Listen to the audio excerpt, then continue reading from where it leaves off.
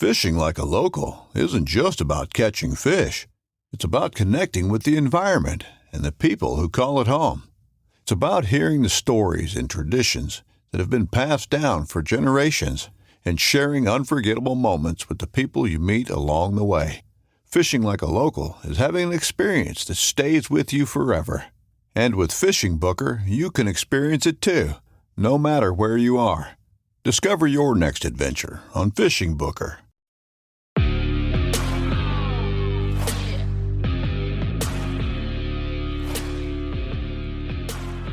Hey everybody, welcome back to another episode of the Bowhunter Chronicles podcast, brought to you by Huntworth. Huntworth gear for all types of weather, all types of terrain, all types of budgets. It's clothing that just works. Check them out at huntworthgear.com. Now, Huntworth has some really cool stuff coming down the pipeline in the next, we'll say 30 days maybe. Within 30 days, you're going to see some really cool new stuff out from Huntworth, and excited to bring that to you. And talking with Nate, there are some even bigger stuff on the horizon for them for next year. So really looking forward to that. But they do have their 4th of July sale going on right now, so definitely go over, check them out at huntworthgear.com. And we're already into July. So quarter 2, we're going to do our giveaways for quarter 2, and we're going to do that next Wednesday. We'll do it next Wednesday, 9 o'clock, like we always do, live on Instagram, and we're going to break down some of the stuff for the Patreon hunt. So not necessarily some details. If you're a Patreon, I'll be doing a polo here pretty soon about what's going on if you are at the Patreon hunt last year. And then for guys that are trying to get in, I think we're probably going to have to cap it this year because we can't sustain the growth that we had. So if you're in last year, definitely get a hold of me, and then tune in Wednesday live on Instagram next week for the Patreon giveaways, as well as some details for the Patreon hunt and what's going on with that. So more to come. But that's where we're at. By the time we're into the next quarter giveaway, it's going to be hunting season. So we are, we're like 90 days out here from, our season in Michigan. And that's kind of what this podcast is about. There has been some stuff with the NRC, their recommendations to the DNR, things that they're wanting to change or implement for this year's season. And, they've been meeting. I'm not exactly sure. I know that they did meet this week and this past week, but there hasn't been a ruling yet that I'm aware of. Maybe it's come out in the last couple of days. But Adam Lewis from DRIQ, he brought me on his show and wanted to do a collaborative podcast to discuss these. We kind of come at these things from different perspectives. His is more of a conservation, strength of the herd, all of that sort of stuff. And I kind of look at it from the everyman hunter type scenario, the way that I do every podcast. So different ideas, different ideals. And I think it's a good, healthy conversation to talk about this kind of stuff. And if you're not from Michigan, and this may seem like it's, not relevant to you, it's kind of like everything else where it's just a matter of time before these types of things start coming to your state. We kind of saw that with the podcast with Josh Mapes from Overdrive Outdoors. But these are the conversations that need to be had, because Adam and I certainly don't have exactly the same points of view. We don't hunt the exact same way. The value maybe in the hunting is different for he and I, but definitely good to have these conversations and to have them openly and without internet bashing or any of that stuff. So, and if you guys haven't checked out DRIQ, definitely get over there, check them out. And you may have heard the new little ad read last week's podcast for the Mobile Hunters Expo coming in the end of this month to Kalamazoo. Lots of our people, our friends, our sponsors are going to be there. You know, the Zinger Canati guys, I'm sure, are going to be there. Genesis 3D is going to be there. Face Off E-Bikes is going to be there. Latitude's certainly going to be there. So definitely go check those guys out. Stop by their booths. You know, tell them that you are listening to the show, that you support them, you know, because of us, or that you support us. We really appreciate it, but it means the world. Like when the message gets out there of like where you heard about these companies and stuff like that. And, you know, shout outs, you know, we're going to be doing the giveaways, but, you know, Huntworth, Lucky Buck, Latitude, Spartan Forge, Zinger, Canati, Genesis 3D, Big Shot, Vitalize Seed. You know, all of these guys are friends of ours, and they give back to the people who support the show through Patreon. So you can check that out at patreon.com/Bowhunter Chronicles podcast. We do these giveaways. Like I said, next Wednesday, we're going to be doing that live, as well as talking a little bit about the Patreon hunt. And going into year 3, there are definitely some high hopes. So that being said, thanks everyone for listening. I know you're going to enjoy this episode. As always, thank you. All right, I'm here with Adam Miller. Adam, welcome to the podcast. Thanks for having me. Yeah, so we're talking Michigan regulations today in the deer herd, and that is something that's currently being discussed a lot. And Adam is also a fellow Michigander here and runs a podcast as well, which maybe you know, the Bowhunter Chronicles podcast. But before we jump into this, because there's been a lot the past year with the Michigan DNR admitting basically, hey, you know, we want to and need to make some regulations changes for the better of hunting, for the better of the herd.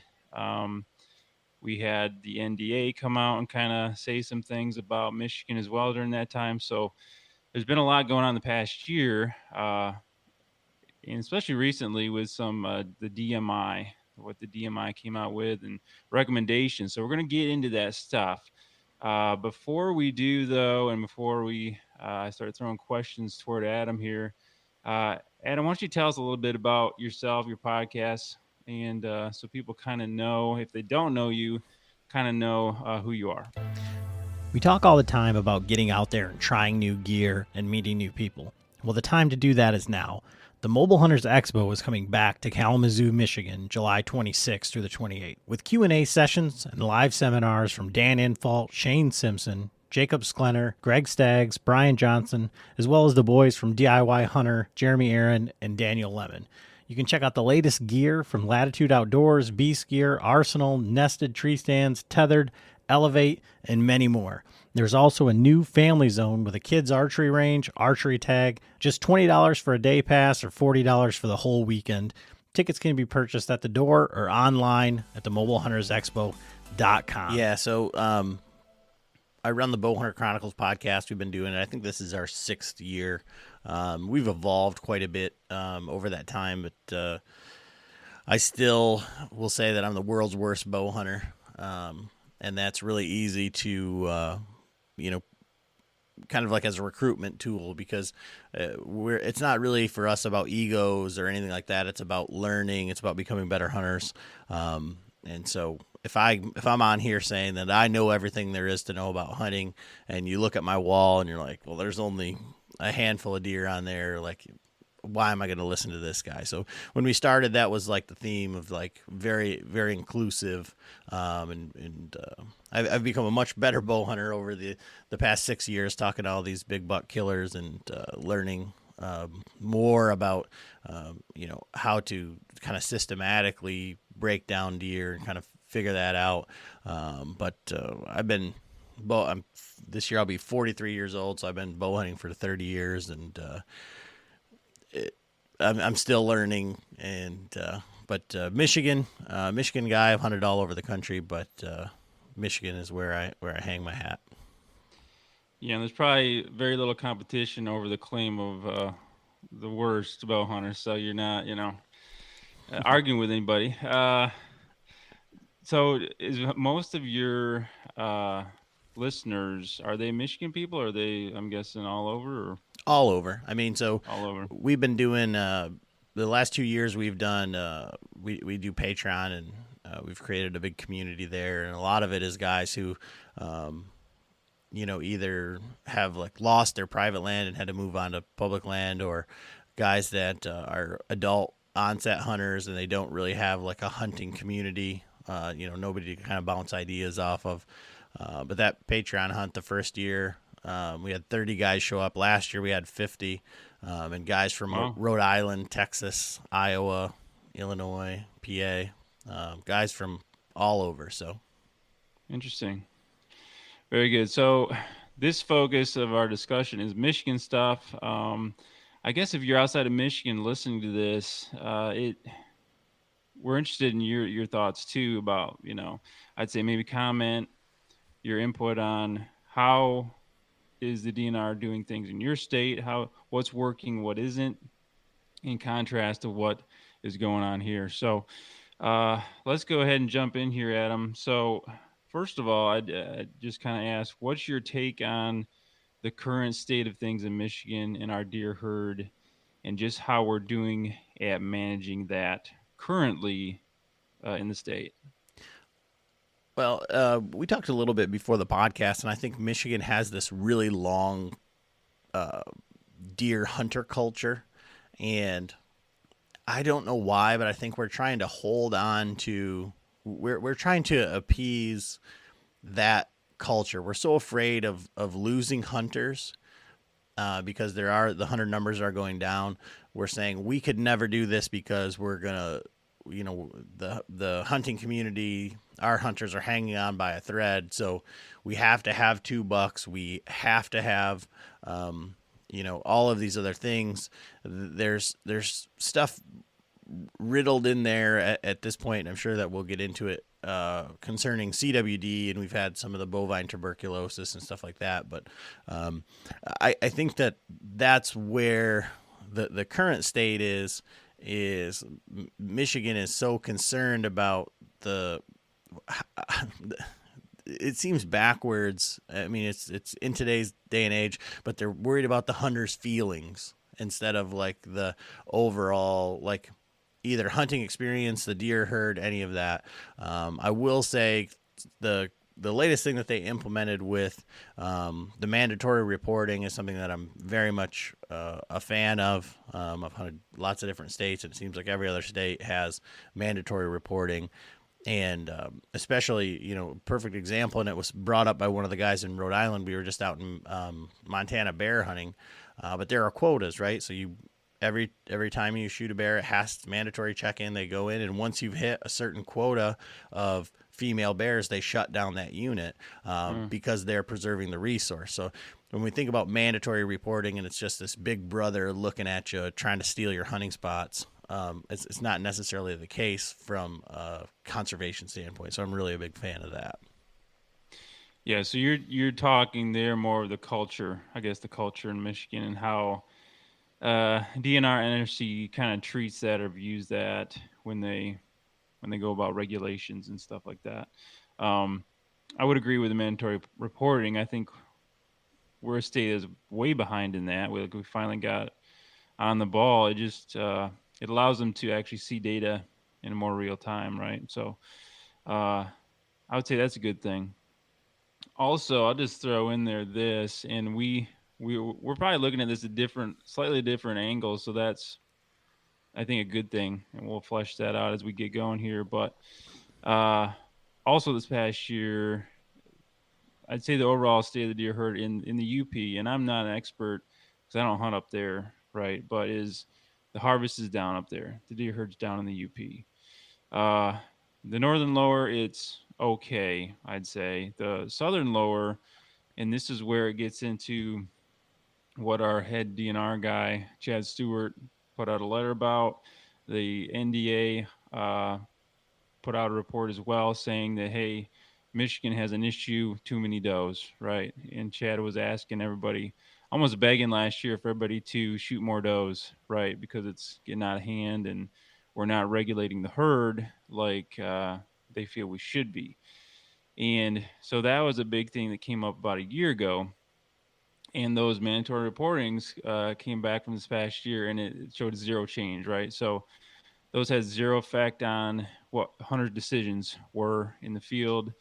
Chad also mentioned this culture thing that you bring up of, hey, we're too buck centric, right? We're or TOO, right? We're focused too much on taking bucks in this state as part of our culture. We need to shift that so we can have a better balanced herd, right? So, and that's kind of where it left off.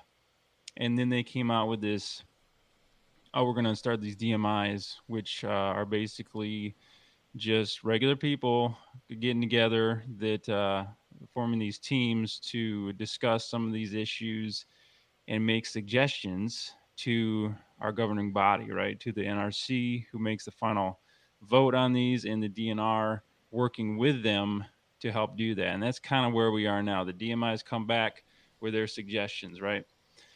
So we both read through these. I have made a bunch of notes on this and have thoughts, and these will get further fleshed out. So at the point of us recording this, we don't know the exact outcome, but these are the recommendations. And correct me if I'm wrong, if we even know, but I don't think there's going to be a lot of like changing of these. It's more of, okay, do we understand these? We either will accept or reject these type things. Is that your understanding? Yeah, so the way that I understand it is these have been proposed and submitted, and the NRC is going to look at them and say, yes, this is something that we want to change, or no, we're going to continue. And that was where, when I was reading through it, I had a little hard time until I got to the bottom page, because it says this is what we recommend. This is, but there was no until you got to the actual changes with the strike throughs. It was a little bit muddy reading through the document, I thought. Yeah. So what are your thoughts? Let's just, I guess, dive into that here. What are your general thoughts on this process, first of all, and how you, it's hard to know because we weren't in it, right? But as far as process wise, what are your thoughts on this?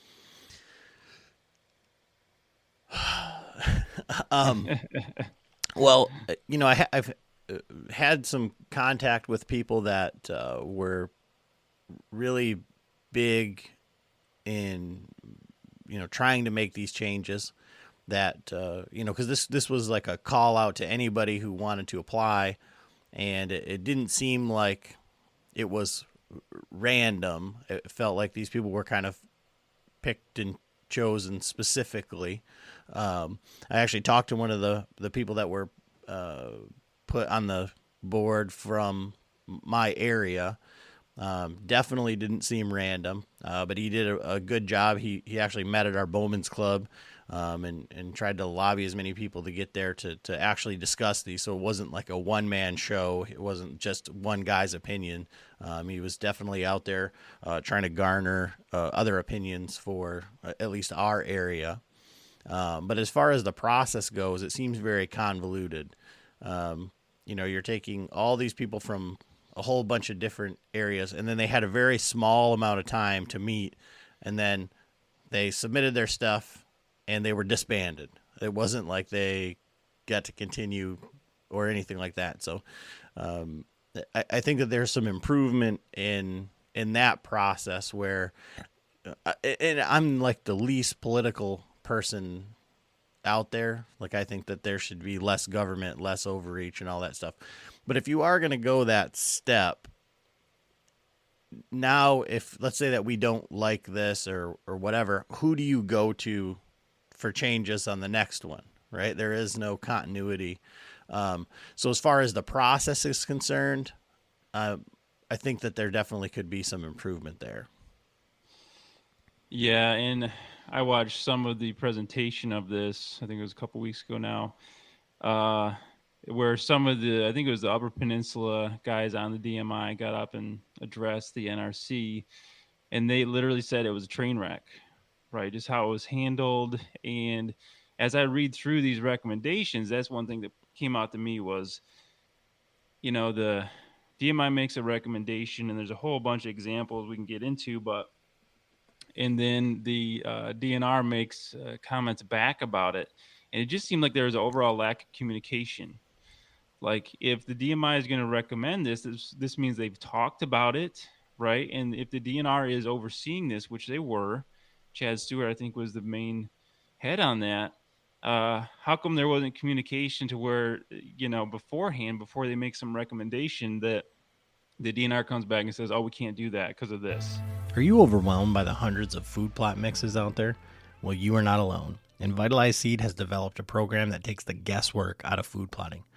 Vitalize makes it simple with their 2 core mixes, Nitro Boost and Carbon Load. Nitro Boost is their spring-summer food plot mix, and Carbon Load is for planting in the fall, each having a diverse mix of over a dozen seed types that are highly attractive to whitetail. Food plotting made simple. Each mix provides necessary nutrients to the soil, making for better plots each season.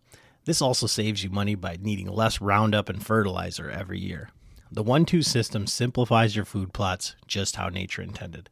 And for the more advanced habitat managers, Vitalize also offers a variety of natural amendments with products like their seed feed that offer seeds immediately available minerals ready as soon as they germinate. Make biology work for you.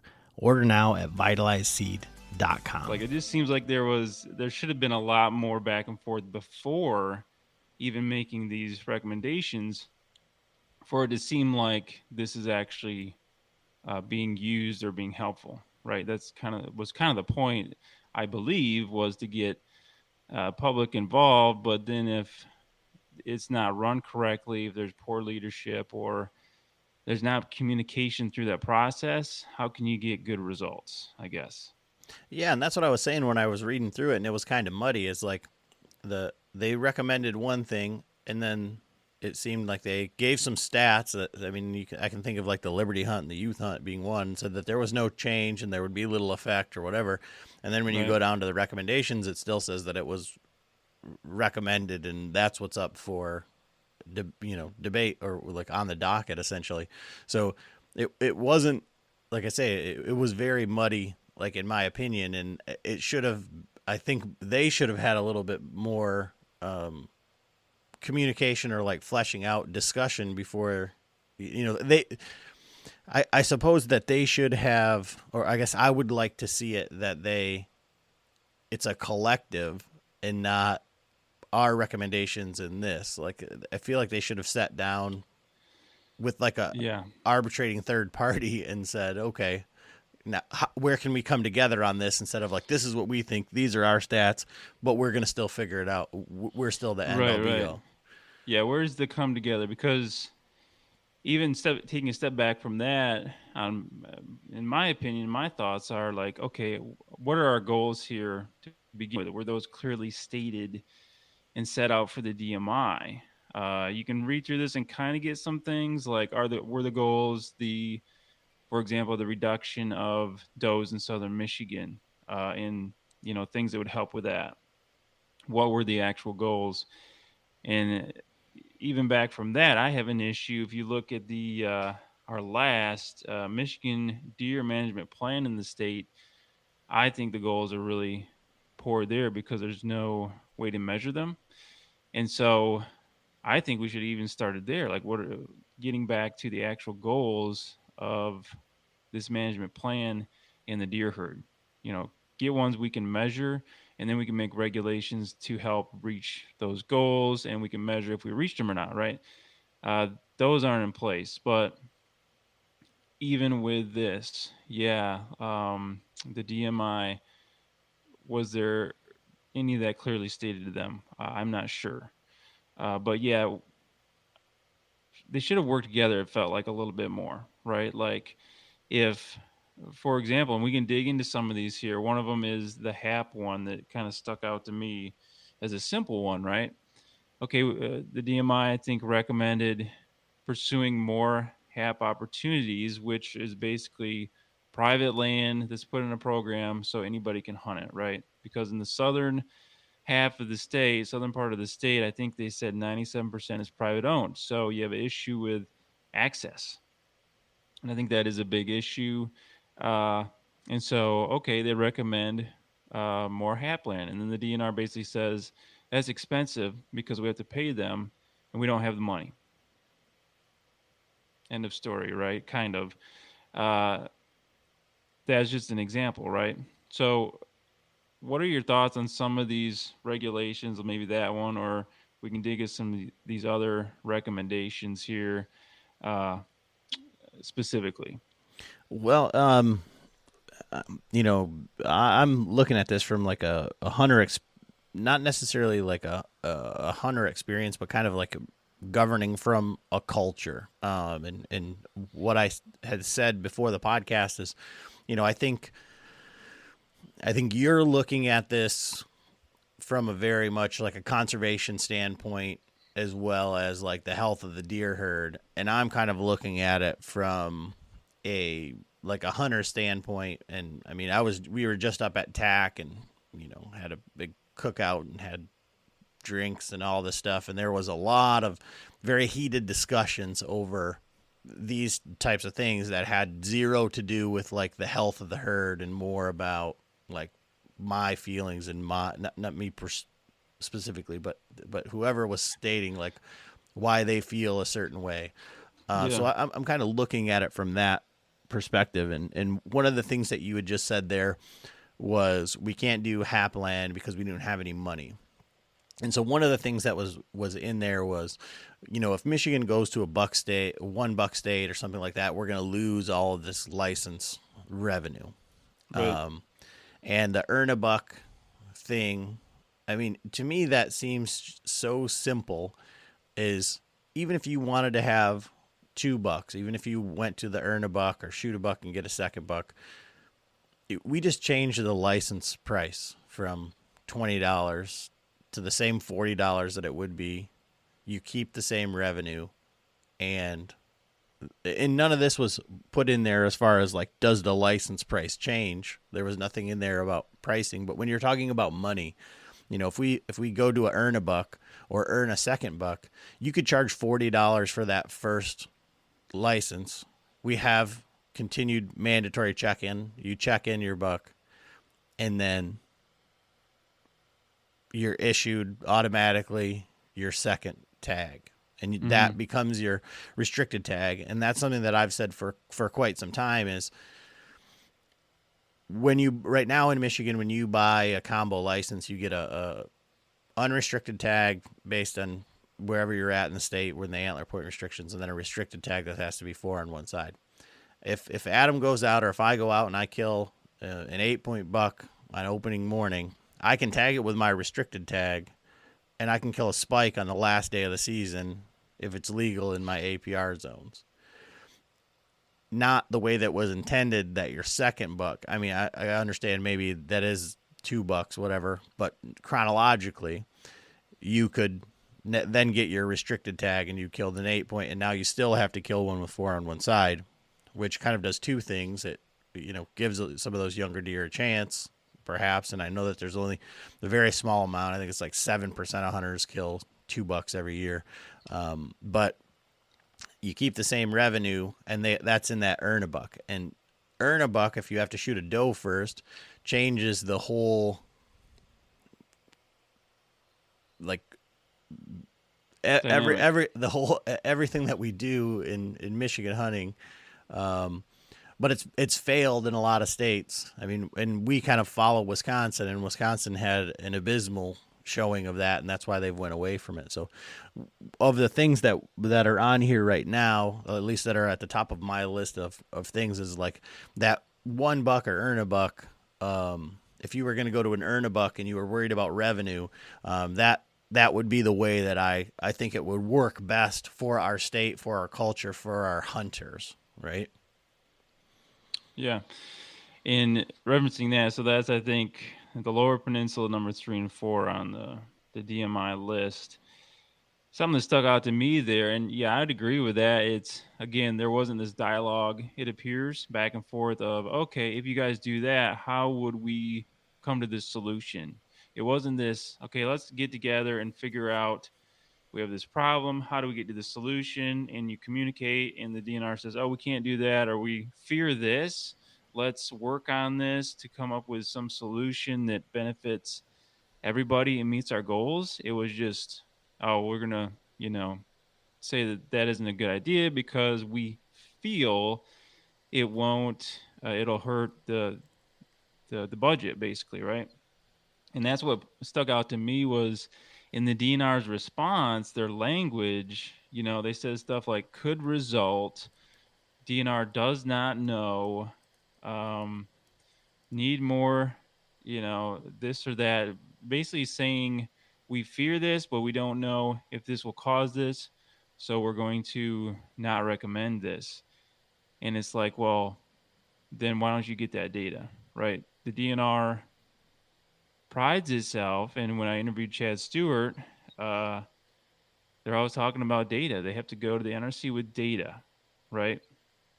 So where's the data to support what they are saying about this stuff? And if they don't have it, they need to get it, right? Like, how come they aren't doing surveys about these things that are always, they've been around for a while, right? They talk APRs, one buck, all this stuff has been around for a long time. How come they don't have that data? And they do have some data, and we can get to this maybe in a second, but they do have some data. They just don't seem to use it, or they forget they have it type stuff. But that's my thoughts on that is, yeah, and I agree with you. Like, how come we can't come to some solutions through dialogue?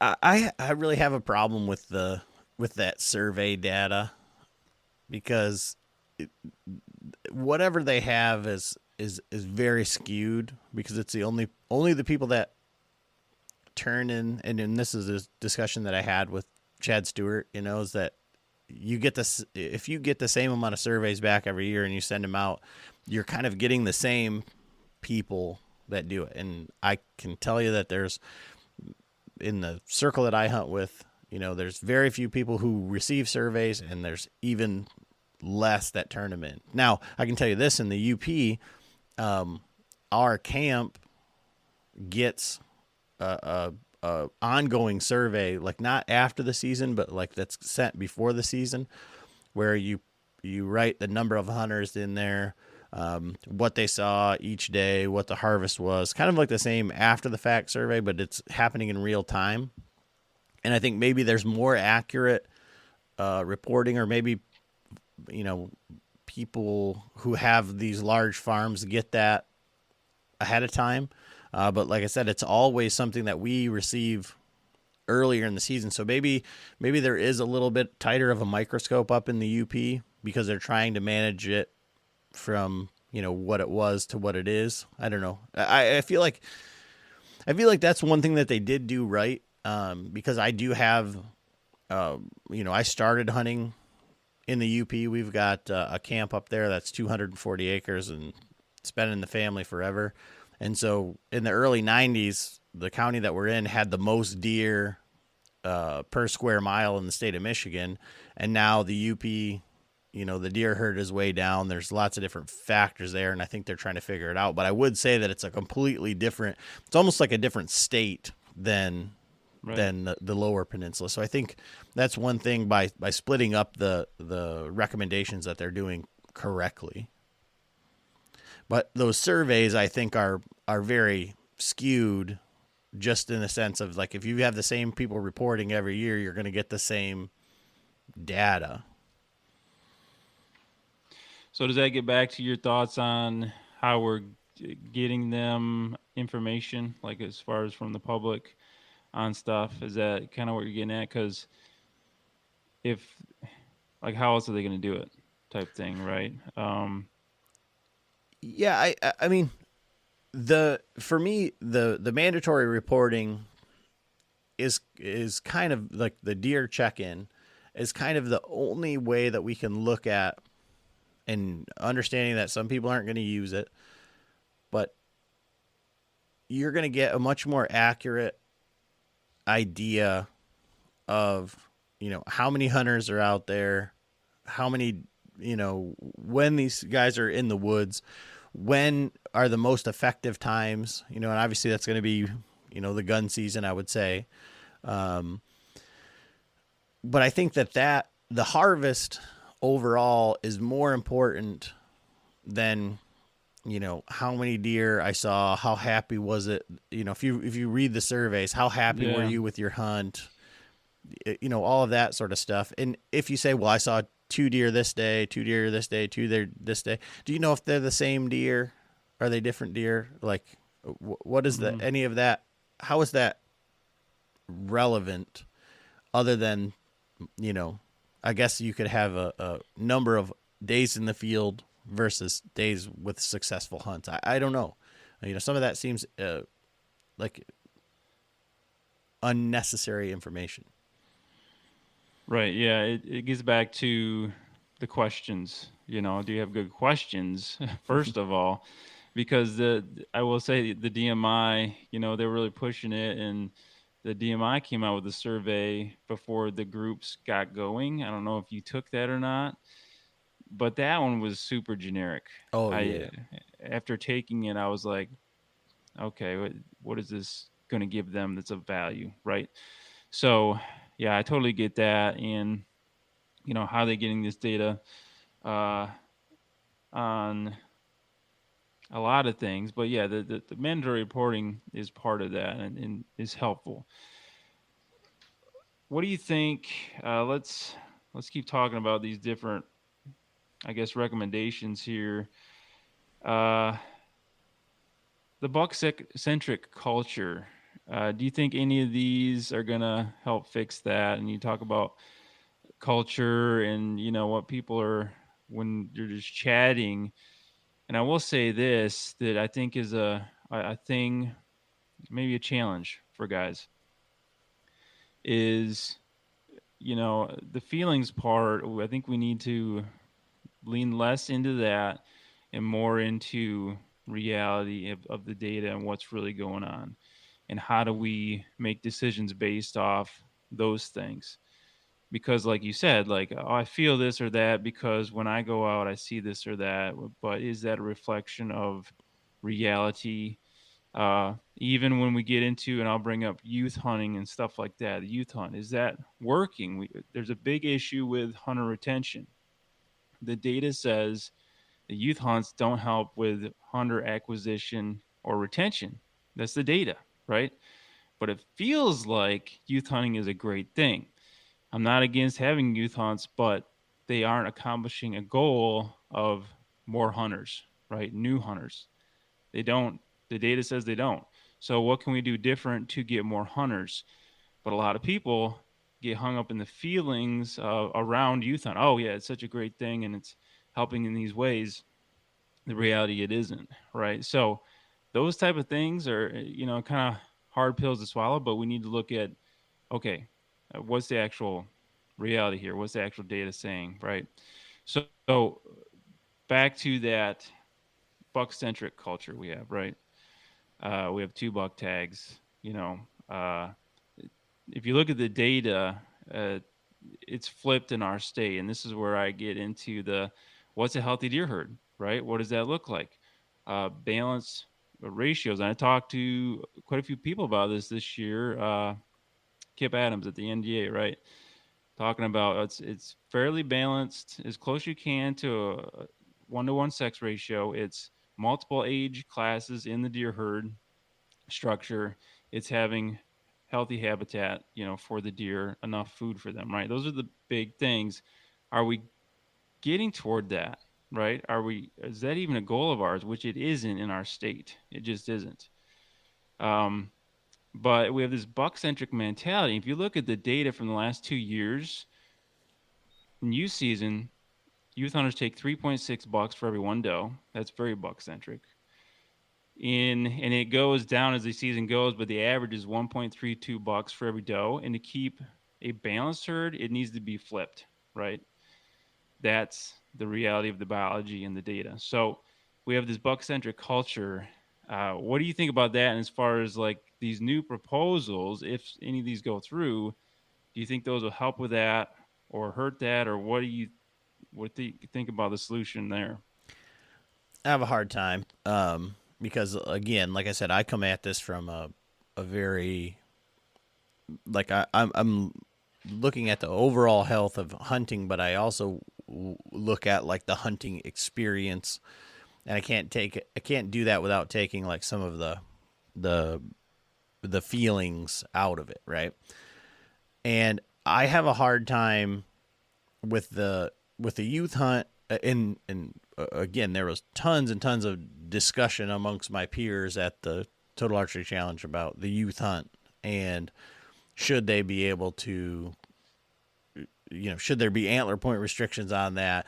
Is and what it comes down to is the those feelings are fairness. Like it's like it's not fair that and when one guy told me, he said, well, how would you feel if you were found this deer like in July and you put all your cameras out and and then some kid just comes in there and kills your deer during the youth hunt. And I'm like, well, it's not my deer, first of all, and I'm assuming that this 7 or 8 year old kid isn't doing all the work, so his dad is, or his family's doing the exact same amount of effort and everything that I am. But I have an 8-year-old daughter. She shot her first deer last year in the regular season. So it wasn't, we didn't even use the youth hunt. She shot a small buck and she was elated. Where I have a problem with antler point restrictions, with having to pick or choose, like whether you can or can't shoot a deer, is like, I do not like, and I understand that this is this way in many parts of the country, many parts of our state. But I always look at everybody's like, and because of the culture that we have, but I look at everybody's first or last hunt. So I look at that kid's first hunt, and there's all these deer out there and super excited, and we're telling them they can't shoot that deer that came out there, that they took that time off. And with kids in the youth hunt specifically, I think of it in terms of, you and I are about the same age. So if we look at, I would imagine we could probably go back to the data and look at when the internet came into play and then the number of new hunters. The world is moving so fast. And I remember, whether it was sports or girls or whatever, like we always had other stuff distracting us, other things to do. And if we're not going to be able to, that kid, those parents, they're taking time away from something to go out there and hunt that youth hunt, and to be like, well, we took this time, but we're going to tell you can't, we found a great spot, but it was only bucks, so we couldn't shoot anything. Like we just wasted our time that we're going to be pulled in so many other directions.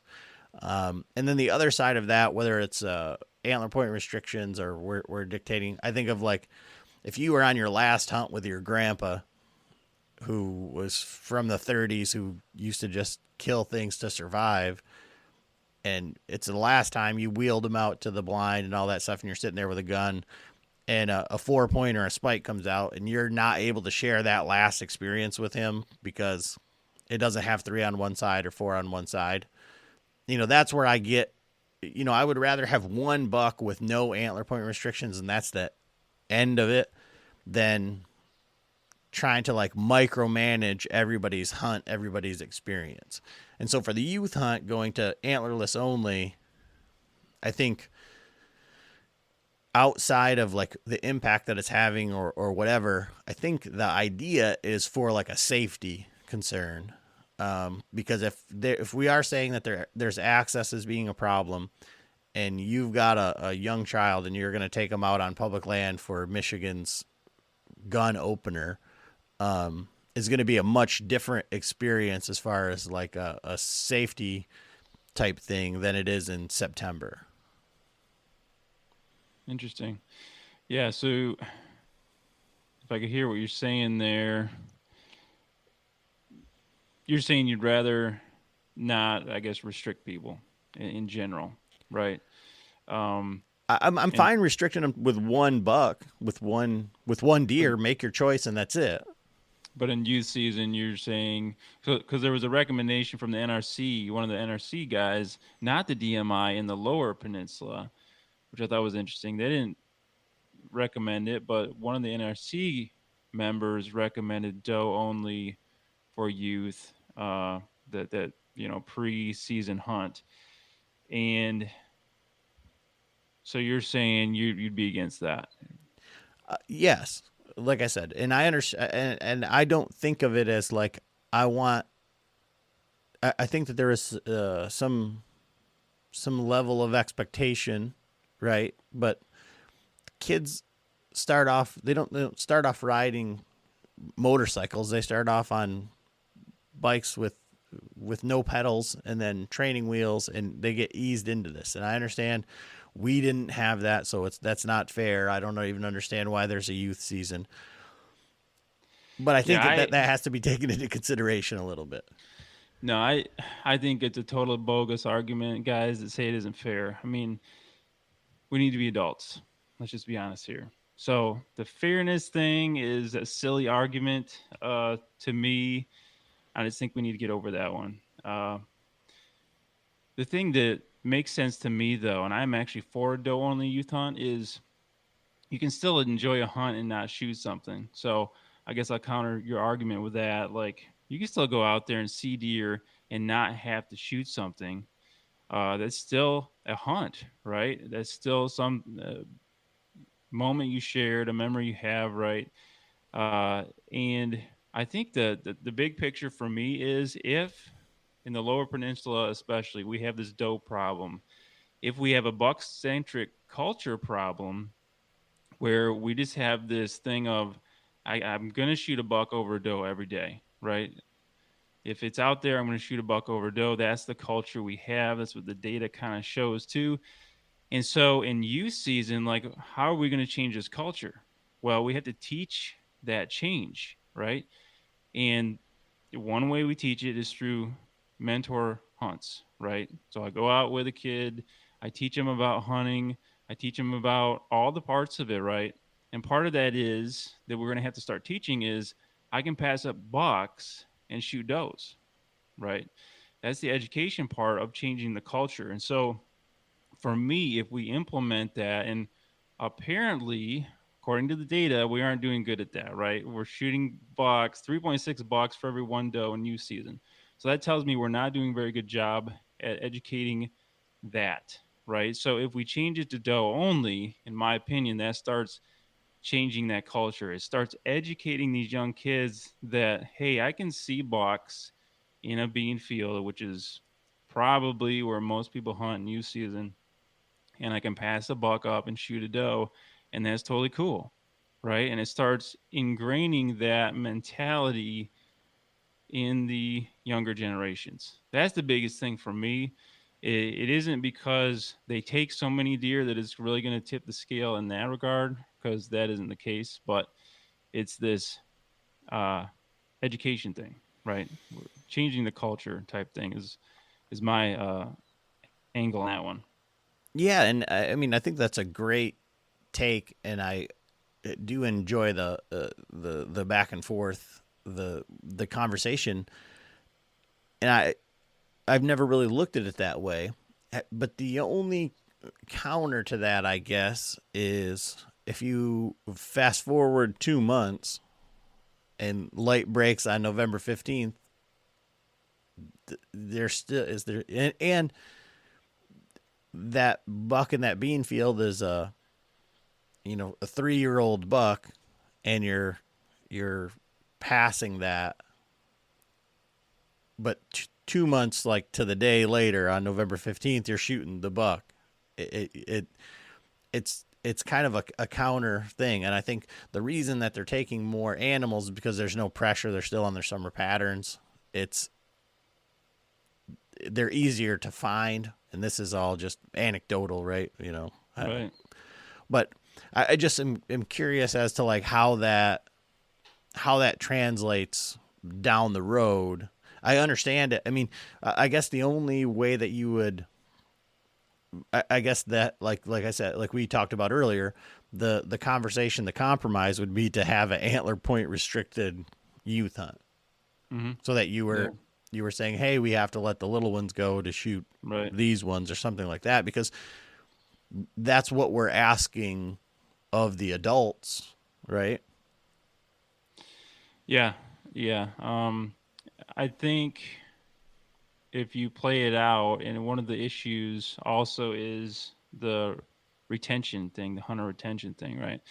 So the reality is that people taking their kids out youth hunting are already hunters, right? It's a hunting family, and there's tons of data to show this. The DNR knows it, right? Youth seasons aren't creating new hunters. It's just an opportunity for existing hunter families to take kids and youth out, right? So it's not making new hunters. So the question is, how do we get new hunters, and how do we keep people hunting? Recruitment and retention, right? And the data, you probably know this, it shows that retention or recruitment, for example, is better for middle-aged people, right? Adult onset, you mentioned it earlier. That's the target, right? That's the people that can actually get into and stay hunting much easier than a kid. Uh, the last U.S. Fish and Wildlife Survey from 2015 shows that child hunters are down 51%. So, the question is, how do we get kids into hunting better and keep them hunting better? And so, my argument with that is, okay, so if we take a kid out hunting in this youth season and say, okay, you can only shoot a doe, and they shoot a doe, you still taught them the same things. They still had the experience. They've, shot a deer. That's great. But they can't shoot those bucks. Like, what is drawing them into the regular season? Well, it's the fact that they actually can then, right? So it's this idea of dangling the carrot, that motivation. What's the motivation to get kids into hunting long term, into the regular season? All those things. I think you have to dangle the carrot, so to say, to get them to go into it and say, hey, I saw this big buck, during the youth hunt. I'd really like to hunt that buck, but I'm going to have to now enter the real season, and that propels them forward, right? If they can do that early on, it kind of cuts that off at the knees, the desire, the reason to go forward, in my mind, right? Just the psychology of that type thing, I think is the argument there. But that's my thoughts on retention, recruitment, all that. Uh, let's see here. What else from this stuck out to you as far as good, bad, otherwise, specific, maybe recommendations, or ones that were maybe not on the list that you thought would Well, be helpful? well, again, like I said, from the hunter side of it, from looking at it as a consumer of these rules, right? Instead of just looking, because I think most of the hunters are going to say, "Oh, we want a better herd," but they don't know what that means. They want better bucks. They want better. They want a better hunting experience, and whether that's seeing better class deer, that's why at least a lot of the guys that I know hunt out of state and things like that. A couple of things that stuck out to me that are maybe like diametrically opposed, but still for that hunter experience and things, would be making the muzzleloader season an actual muzzleloader season again, instead of allowing any legal method of take. I understand that that's, maybe against the wholesale doe harvest type thing that we need here in Michigan to kind of, balance out the herd a little bit. But that's an extra 2 or 3 weeks of gun season, depending on how it lays out. I think 9 days per season or whatever it is, of an extended gun season. So I would like to see that go back to the regular muzzleloader season. And then the other thing is the baiting allowed in the areas not affected by CWD or whatever. And that one I'm not necessarily a fan of, but I also don't have a problem with it because I spend enough time on public land. I spend enough time at the gas station or Walmart or wherever where they're still selling bait. There's absolutely no enforcement. And so I feel like it's if you're not going to enforce a law, and it's just going to take more resources away from maybe some places that we need COs or wherever, what is the point of having a rule that's 100% not enforced? Right. So those are the two that at least stuck out to me, as far as things that I, even with the baiting thing, like I just have to agree on the basis of there's no there's no enforcement. Correct. Yeah, there's no enforcement. We sell bait all over the place all season long, right? I don't see bait piles out on state land. And I hunt a lot of state land here in mid-Michigan, mid-lower Michigan. I don't see bait piles there, but people are baiting all over the place, right? So, yeah, what good is it type thing? I don't see them putting that back in, though. They're pretty strong on their stances of CWD and tuberculosis, in the fact that they think that bait piles are going to somehow help spread that. But yeah, and then the muzzleloader one, I honestly have mixed feelings on that. I think keeping it, having a super long gun season, I don't think is helpful for the herd. I think it stresses the herd out more, but as the DNR points out, not that many people are actually using it to take deer, as far as the data goes. So is it really making a difference or not? I don't know. Some of that's maybe principle type thing. And what I feel is left out of here is they didn't talk about restructuring any of the seasons. Let's say, for example, gun season, right? If we're concerned about, a buck-centric culture, we have a gun season that kicks off in the heat of the rut, right? And we have those 2 buck tags, right? We'll see what they do with the buck tag thing, but we didn't talk about any change of season dates or anything like that at all. But we'll see with this.